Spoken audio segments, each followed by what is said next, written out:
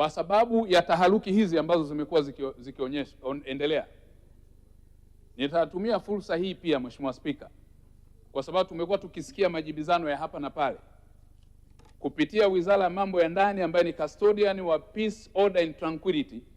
kupitia Wizara ya Mambo ya Ndani ambayo tumepewa instrument na dhamana ya kusimamia amani, ulinzi na usalama, na kwa sababu uchochezi wa mambo haya umeonekana zaidi kwenye maeneo ya kisiasa,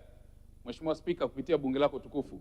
na mwelekeza IGP Wambura asitoe vibali kwa kazi zozote zitakazokuwa zinahusiana na kufanya mikutano ya hadhara katika kipindi hiki kwa chama chochote, iwe Chama cha Mapinduzi, iwe chama chochote kile. Kwa kipindi hiki ni vizuri turudi katika kuwaruhusu wananchi wajenge uchumi wa nchi yao. Ni katika kipindi ambacho tunahitaji kufanya kazi kwa ajili ya kuhakikisha kila Mtanzania, wafanyabiashara, wawekezaji wanafanya kazi yao kwa amani na utulivu. Nafanya hivi Mheshimiwa Spika kwa sababu katika mazingira haya tutakapokuwa tunawatafuta wahalifu,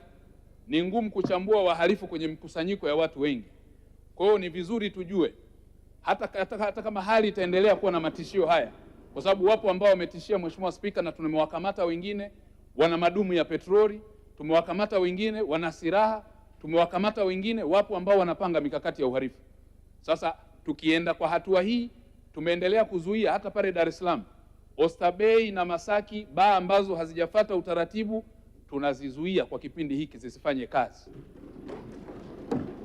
kwa kufuata sheria ya mazingira ambayo sisi pia ni custodian wa kusimamia enforcement ya sheria. Maeneo yote katika kipindi cha usiku ambayo yana matishio ya usalama, uchunguzi ukifanyika na ikaonekana kuna tension za kiusalama, naagiza kupitia Jeshi la Polisi, IGP Wambura na MRPC wote na kamati za usalama, msisite kuwafungia katika kipindi hiki, kwa sababu tunahitaji amani na utulivu wa nchi yetu. Mheshimiwa Spika,